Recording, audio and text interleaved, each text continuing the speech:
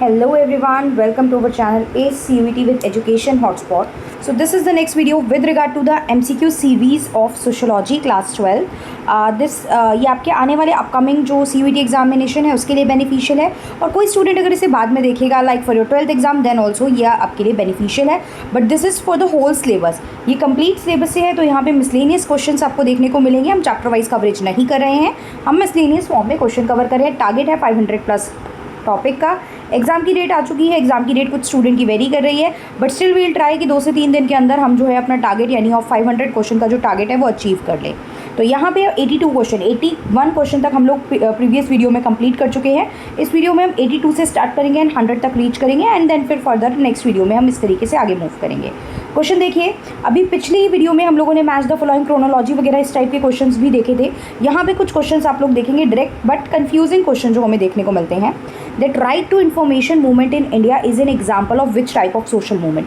Social movement आपका last chapter है जिसमें आपको काफ़ी सारे सोशल मूवमेंट के टाइप बताए गए हैं। There are certain old social movement, new social movement, उसमें भी रिडम्पटिव, रिफॉर्मिस्ट, रिवोल्यूशनरी होते हैं, राइट। तो राइट टू इन्फॉर्मेशन आपको पता है, राइट टू इन्फॉर्मेशन 2005 में आया था।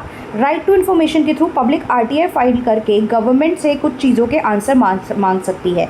गवर्नमेंट की अकाउंटेबिलिटी बनती है, गवर्नमेंट की आंसरेबिलिटी बनती है कि वो पब्लिक को आंसर करे अबाउट दैट पर्टिकुलर टॉपिक्स। हाँ, बट गवर्नमेंट कुछ चीज़ों के लिए डिनाई भी कर सकती है। अगर जैसे मैटर्स ऑफ नेशन सिक्योरिटी अगर ऐसा है तो गवर्नमेंट कैन डिनाई कि we don't want to answer this. Defence, international relation, nation security के मैटर पे गवर्नमेंट उसको रिजेक्ट भी कर सकती है, मतलब इग्नोर भी कर सकती है आपकी RTI को। अदरवाइज गवर्नमेंट को अकाउंटेबल रहना पड़ेगा, गवर्नमेंट को आंसर देना पड़ेगा। तो यहाँ पे क्वेश्चन इज़ नॉट दैट। अच्छा, राइट टू इन्फॉर्मेशन जो है वो 2005 में आया था। प्रीवियस वाली वीडियो में मैंने आपको बताया था there is right to education, जो आर्टिकल 21A ऐड किया गया वो कब आया था? 2009 में आया था, राइट। तो राइट टू इन्फॉर्मेशन किस टाइप का मूवमेंट है? देखिए, right to old social movement तो ये नहीं है। Old social movement political party से जुड़े होते थे, जनरली आपकी डेमोक्रेटिक राइट इन सब चीज़ों की बात करते थे। रिवोल्यूशनरी रेडिकल मूवमेंट होते हैं जिनमें कई बार वायलेंस भी इन्वॉल्व हो जाती है, राइट। तो यहाँ पे जो रिडम्पटिव एंड रिफॉर्मिस्ट से आंसर होगा वो होगा रिफॉर्मिस्ट। दिस पर्टिकुलर मूवमेंट जो है focus on bringing the change in the society में चेंज लाने की बात ये मूवमेंट करता है, और धीरे धीरे ग्रेजुअल स्टेप के साथ, right. So this is the question with regard to RTI। Then term आता है डेमोग्राफिक डिविडेंड, किससे रिलेटेड है? ओल्ड एज से, यंग एज से, मिडल एज से या वर्किंग एज से? डेमोग्राफिक डिविडेंड, डेमोग्राफी होता है स्टडी ऑफ पॉपुलेशन, डिविडेंड होता है कोई चीज़ एक्स्ट्रा। तो डेमोग्राफिक डिविडेंड किसी भी कंट्री में ये पॉपुलेशन से रिलेटेड है। ये तब एग्जिस्ट करता है जब आपके यहाँ पे काम करने वाले लोगों की संख्या वर्किंग पॉपुलेशन ज़्यादा हो जाए डिपेंडेंट पॉपुलेशन से। डिपेंडेंट पॉपुलेशन कौन सी होती है? डिपेंडेंट पॉपुलेशन लाइक देखिए, वर्किंग एज पॉपुलेशन में आते हैं 14 to 59। उससे छोटे भी डिपेंडेंट माने जाते हैं। 59 से बड़े वैसे काम कर रहे हैं लोग, ऐसा नहीं है रिटायर हो जाते हैं सर, बट ठीक है 14 to 59 is the ideal working age. ये वर्किंग एज है। अगर आपकी कंट्री में इस एज ग्रुप के लोग ज़्यादा हैं, इस पर्टिकुलर एज ग्रुप की पॉपुलेशन ज़्यादा है, तो आपकी कंट्री में डेमोग्राफिक डिविडेंड ज़्यादा है। और इंडिया में इस टाइम डेमोग्राफिक डिविडेंड ज़्यादा है, और ये कहा जाता है कि अगर इस टाइम पे इंडिया अपने डेमोग्राफिक डिविडेंड का सही यूटिलाइज़ करेगा, उन्हें education, skill, training, job opportunity ये सब प्रोवाइड कराई जाएगी, तो इंडिया बहुत जल्द आने वाले सालों में will become the one of the leading economy. तो ये हो गया working age group. Next question देखिए, ये पता होगा सबको, बहुत इजी टू डू क्वेश्चन है। साउथ अफ्रीकन, अगर आप लोगों ने थोड़ा सा भी पढ़ा है, oppressive hierarchy system. South Africa में भी हिरार्की सिस्टम चल रहा था। रेशियल डिस्क्रिमिनेशन वहाँ देखने को मिलता था। तो उसके रेशियल डिस्क्रिमिनेशन सिस्टम को क्या बोलते थे? राइट, देखिए रेशियल डिस्क्रिमिनेशन इन्होंने लिखा नहीं। अगर रेशियल डिस्क्रिमिनेशन क्वेश्चन में लिखा होता ना तो आप ये सब पहले ही एलिमिनेट कर देते। उन्होंने लिखा ही है अफ्रीकन ओप्रेसिव हिरार्की सिस्टम, तो जिसको नहीं पता वो ऑप्शंस में कंफ्यूज हो जाएगा, but if you know then the answer is apartheid movement, right. चलिए लेट्स मूव फर्दर, अगले क्वेश्चन पे चलते हैं। What is the most recent significant initiative that makes state accountable to the nation and its people in a civil society? मतलब वो क्या process है, वो क्या इनिशिएटिव है जिससे स्टेट का मतलब क्या है यहाँ पे? Government, right. स्टेट का मतलब क्या है? सरकार अकाउंटेबल है, आंसरेबल है लोगों के लिए, सिटीजन्स के लिए, नेशन के लिए, सिविल सोसाइटी के लिए, राइट। तो यहाँ पे देखिए, फर्स्ट तो Mahatma Gandhi national rural employment guarantee act है जो 100 डेज़ की एम्प्लॉयमेंट की गारंटी करता है। कि 100 दिन का काम हम लोगों को देंगे, तो ये तो नहीं है। बेटी बचाओ बेटी पढ़ाओ गर्ल्स एजुकेशन की बात कर रहा है, ये हेल्थ पॉलिसी की बात कर रहा है। सो अगेन आंसर हो गया आरटीआई। भी मैंने बताया ना, आरटीआई में जो है पब्लिक जो है वो गवर्नमेंट को आंसरेबल ठहराती है, अकाउंटेबल ठहराती है, और उनसे कुछ पर्टिकुलर चीज़ों के आप आंसर मांग सकते हो। तो दैट इज़ कि जब आप स्टेट को अकाउंटेबल ठहरा रहे हो। अगला क्वेश्चन देखते हैं, विच of the following is not true for stereotype. अब स्टीरियोटाइप हमने देखी है, एक ग्रुप के टुवर्ड्स प्री कंसीव्ड, कुछ आप एक ग्रुप के टुवर्ड्स कुछ आइडियोलॉजी सेट कर लेते हो, चाहे आप फेमिलियर ना भी हो, आपके लिए वो ग्रुप अनफेमिलियर है, फिर भी आप कुछ नोशन सेट कर रहे हो। तो यहाँ पे क्या है, in a country such as India many of these stereotype are partially colonial creation. कुछ जो आपके हैं स्टीरियोटाइप वो कॉलोनियल टाइम से आए हैं, ठीक है, पॉसिबिलिटी है, बिल्कुल नहीं भी पता तो ऐसा हो सकता है ना, कॉलोनियल टाइम पे कुछ चीज़ें रिजिड कर दी हैं, सेट कर दी गई हैं, ठीक है। Stereotype are often apply to ethnic and racial groups and to women. बिल्कुल, मतलब आप किसी स्पेसिफिक एथनिक ग्रुप, मतलब जो एक common religion, common identity, common caste, common culture share करते हैं, वो सब एथनिक ग्रुप्स होते हैं। तो हाँ, हम ग्रुप्स के लिए तो जनरली कई बार सेट भी कर देते हैं, ये ग्रुप ऐसा, वो कास्ट ऐसी, दिस पर्टिकुलर, ये चीज़ हम कर लेते हैं सेट।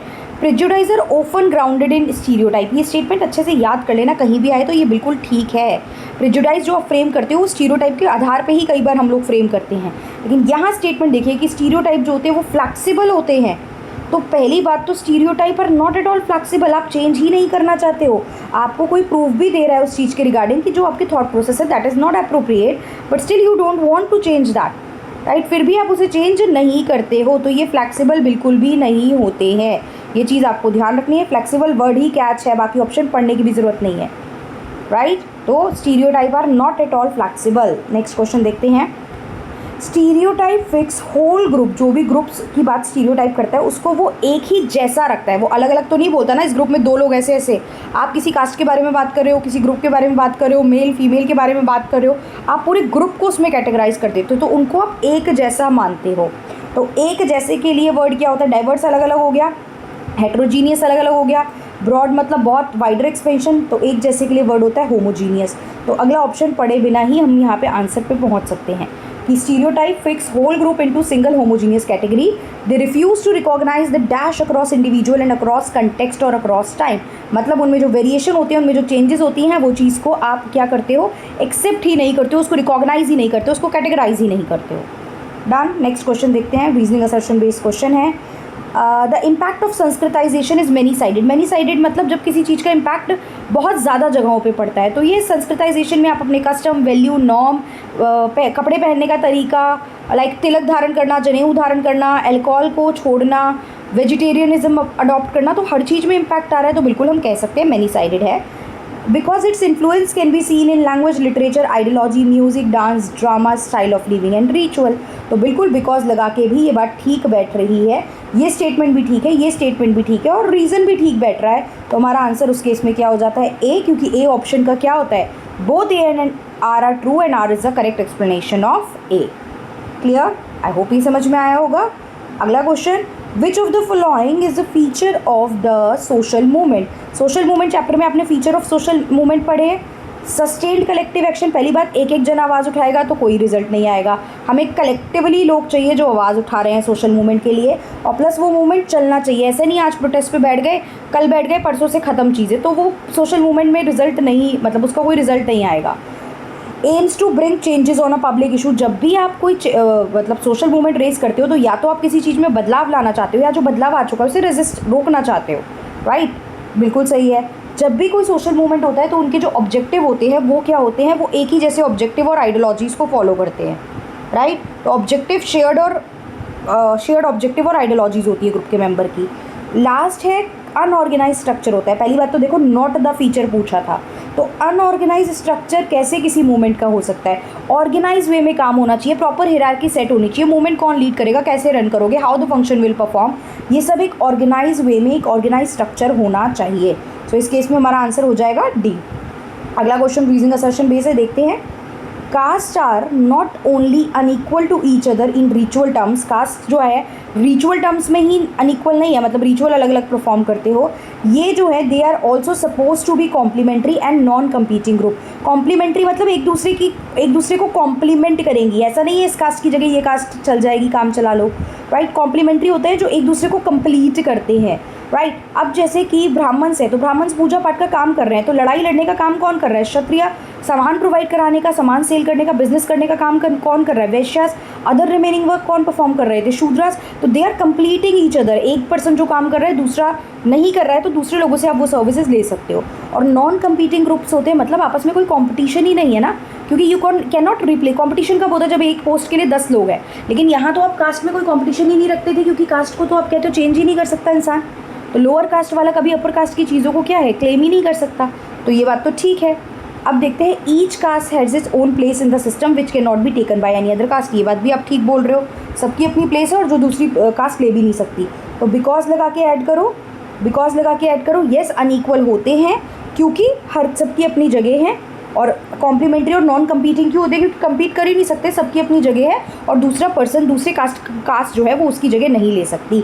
तो इस केस में भी दोनों बातें ठीक हैं और ए जो है वो आर का करेक्ट रीज़न है। तो this will be the correct answer. Both A and R true and R is the correct explanation of A. अगला सिंपल क्वेश्चन, बेगार का मतलब क्या होता है? इंडियन एग्रेरियन कंटेक्स्ट में बेगार जो होते हैं, क्या वो फ्री लेबर है, क्या वो किराएदार है, क्या वो लैंड ओनर है? तो यहाँ पे आंसर हो जाएगा दे आर बॉन्डेड लेबर।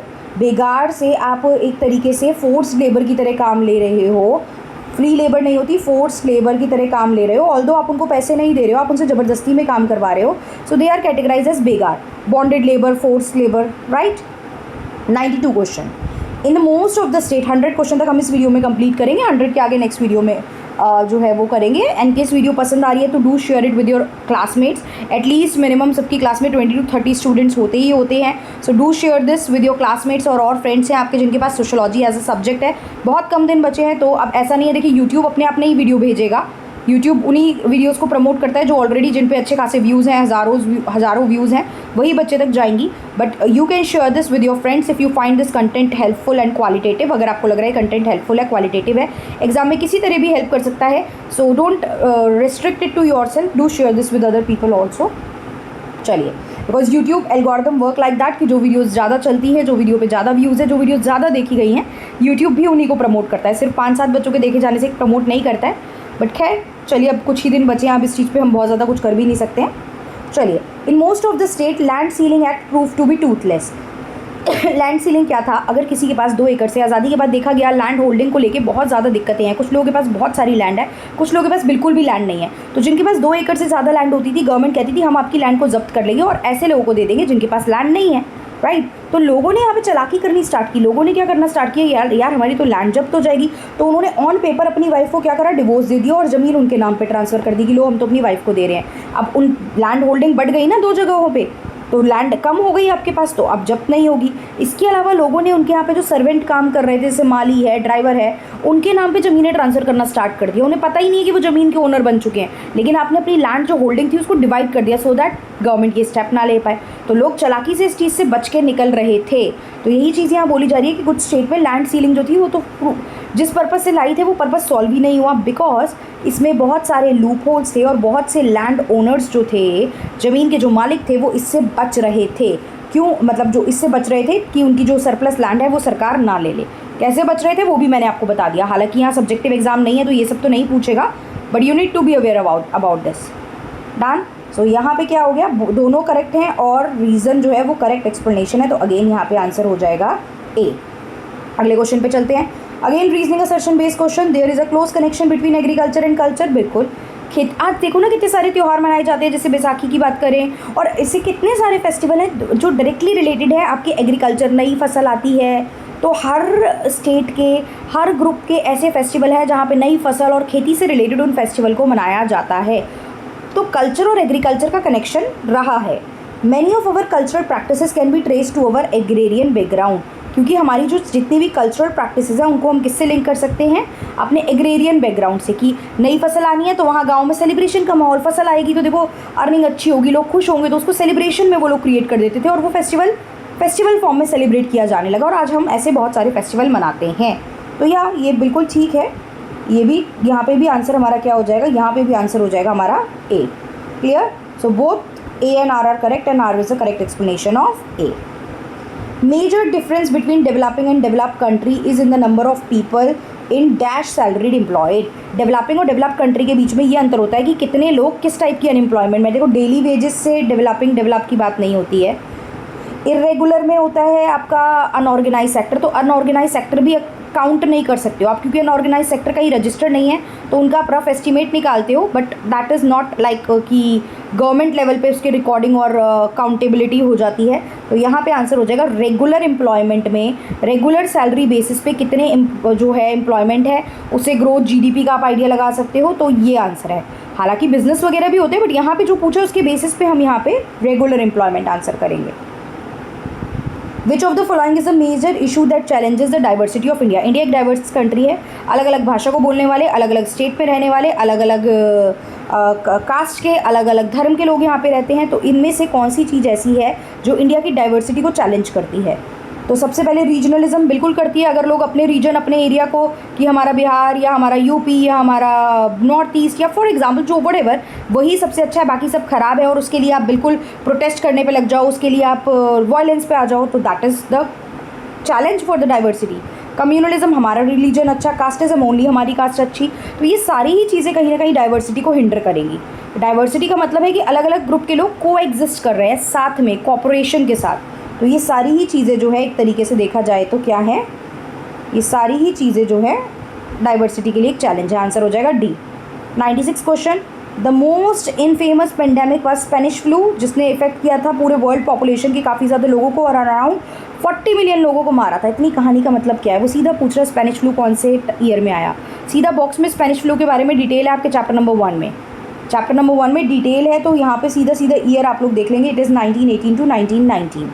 अच्छा, if you need PDF of this MCQ then do let me know in the comment box. और आप लोग ACUET विद एजुकेशन हॉटस्पॉट का टेलीग्राम चैनल है, सर्च कीजिए, टेलीग्राम ज्वाइन कीजिए, वहाँ पे से आपको ये सारी PDF मैं शेयर कर दूँगी वहाँ पे, बट कमेंट करके बताएंगे that you need the PDF of this particular question जो भी हम कर रहे हैं। क्लियर? चलिए, the emergence of machine production based on the inanimate power resources like steam and electricity, right. तो आप क्या कर रहे हो? मशीन बेस्ड प्रोडक्शन की बात कर रहे हो। देखो ग्लोबलाइजेशन में आप अपनी इकोनॉमी को बाकी इकोनॉमी के साथ इंटीग्रेट करते हो, flow of goods services person knowledge होता है। कैपिटलिज्म में हम बात करते हैं प्राइवेट प्रॉपर्टी, प्राइवेट लोग प्रॉफिट अर्निंग के लिए काम कर रहे हैं। Colonialism when one country capture the other country in term of political, legal, economic terms. तो the answer to this is industrialization, जब आप प्रोडक्शन के पैटर्न में चेंज करते हो, जब आप मशीन बेस्ड प्रोडक्शन की बात यहाँ पे करना स्टार्ट करते हो, तो that process is industrialisation. Next question, due to liberalisation foreign product are now easily available in Indian market and shop. बिल्कुल लिबरलाइजेशन की वजह से आपने लाइसेंसिंग सिस्टम हटाया, लाइसेंस हट गया, काम करना स्टार्ट हुआ, काम इजी हो गया, कॉम्प्लिकेशंस कम हो गई, तो लोग यहाँ पे एंट्री करके काम करेंगे। बिल्कुल many Indian company have been taken over by multinational, बिल्कुल ये हो रहा था, लेकिन ये लिबरलाइजेशन से कहीं लिंक नहीं है पॉइंट, ये लिबरलाइजेशन से कहीं लिंक नहीं है, क्योंकि लिबरलाइजेशन में आप टेक ओवर नहीं करते हो, टेक ओवर आप करते हो प्राइवेटाइजेशन के कंसेप्ट में। तो ये इसका रीज़न तो नहीं है, राइट, ये इसका रीज़न तो नहीं है, ये बात भी ठीक है और ये बात भी ठीक है। तो इस केस में हमारा करेक्ट आंसर हो जाएगा B, that both A and R are correct and R is not the correct explanation of A, R is not the correct reason for A. Next, यहाँ पे आपसे नेशन के बारे में पूछ रहा है, नेशन के बारे में पूछ रहा है, वो पूछ रहा है कौन सी स्टेटमेंट करेक्ट है नेशन के बारे में। उसने बताया नेशन एक ऐसी कम्युनिटी है जो जिसको हम डिस्क्राइब तो कर सकते हैं, लेकिन एक प्रॉपर डेफिनेशन देना इज़ बिट डिफ़िकल्ट, राइट। तो ये एक बॉडी है जो मोनोपोली को क्लेम करती है लेजिटिमेट फोर्स से, फोर्स की बात नहीं होती है, देखो राइट, नेशन में फोर्स की बात नहीं होती है। जब हम नेशनलिज्म भी पढ़ते हैं ना, तो नेशनलिज्म इज़ अ फीलिंग जो एक नेशन के टुवर्ड्स लव क्रिएट हो रहा है। एक देशभक्ति क्या है? देशभक्ति is a feeling and emotion, अगर हम बात करें, of the people towards their country, है ना। पॉलिटिकल लीगल इंस्टीट्यूशन सिर्फ पॉलिटिकल लीगल इंस्टीट्यूशन नहीं होता, पॉलिटिकल लीगल तो एक छोटा सा पार्ट है नेशन का, कि नेशन में एक बाउंड्री बना के आपको एक पॉलिटिकल स्ट्रक्चर सेट करके दे दिया, but that is not only, that is not nation. It claims control over a geographical territory, again this is not only nation. Geographical territory fix होती है तो वो नेशन का पार्ट नहीं बनती है, it is just a small component of the nation. फिर it's ultimate source of legitimacy nation की are the people who constituted, बिल्कुल यहाँ पे जो लोग होते हैं जिन्होंने वो, जिनसे मिलके वो नेशन बना है, that constituted, right. This is the answer. Next, which of the following, आज का लास्ट क्वेश्चन है, ये ऑर्गेनाइज सेक्टर के फीचर है। देखो ऑर्गेनाइज और अनऑर्गेनाइज सेक्टर होते हैं आपके, या तो फिर आप इनको फॉर्मल इनफॉर्मल सेक्टर कह सकते हो जहाँ पे लोग काम कर रहे हैं। फॉर्मल सेक्टर जब हम बात करते हैं, ऑर्गेनाइज सेक्टर की जब हम बात करते हैं, तो ये ऐसा सेक्टर है जहाँ पे रूल्स रेगुलेशन होते हैं, काम करने के घंटे फिक्स होते हैं, सैलरी कितनी मिलेगी, वेजेस कितने मिलेंगे वो फिक्स होते हैं, रिटायरमेंट के बेनिफिट आपको मिलेंगे, मतलब आप रिटायर हो गए तो जो पीएफ, ग्रेच्युटी ये सब चीज़ें मिलती हैं वो आपको प्रॉपर मिलेंगी, राइट। रिटर्न फॉर्म में वर्क होगा, ऐसे प्रायर नोटिस के बिना आपको कोई तुरंत निकाल नहीं देगा। तो ये सब जो है ये फॉर्मल और ऑर्गेनाइज के फीचर होते हैं। और इसके अपोजिट सारे इनफॉर्मल, काम करने के आवर्स फिक्स नहीं है, कितना सैलरी मिलेगा वो फिक्स नहीं है, things are not fix over there, right. Retirement benefit जैसी कोई चीज़ यहाँ पे नहीं होगी। तो वो फीचर्स ही पूछ रहा है, कौन कौन से फीचर्स हैं बताइए। तो ऑर्गेनाइज या फॉर्मल सेक्टर में रूल्स रेगुलेशन होते हैं, बिल्कुल होते हैं। पेमेंट का मोड और ट्रांसपेरेंट होता है, बिल्कुल होता है। मोड ऑफ पेमेंट फिक्स होता है, कितना रहेगा वो पहले से पता होता है। एम्प्लॉयज़ जो होते हैं उनको बिना नोटिस के नहीं निकाला जा सकता, बिल्कुल नहीं निकाला जा सकता। तो ये हो गया ऑल ऑफ द अबव, ये सारी ही बातें ऑर्गेनाइज सेक्टर के बारे में सही हैं। क्लियर? तो आई होप समझ में आया होगा। We are done with the 100 question. एक माइलस्टोन हमने टच कर लिया है विद इन 2-3 डेज़, क्योंकि शायद काफ़ी स्टूडेंट का 16 को इसका एग्ज़ाम है, 16 को काफ़ी स्टूडेंट का एग्ज़ाम है। आप लोग भी अपनी एग्ज़ाम डेट एक बार मुझे कमेंट करके बताएंगे। तो उससे पहले हमें अपने 500 क्वेश्चन का टारगेट कवर अप करना है। आप लोग भी अपने पार्ट पे पढ़ रहे हैं, किसी को कोई भी डाउट कन्फ्यूज़न है तो you can mention it in the comment box. बहुत ज़्यादा टाइम नहीं है, लिमिटेड टाइम है, so keep studying. All the very best. जो भी डाउट है उसको टाइम से क्लियर करते चलिए। So that's all. Thank you everyone. See you in the next video.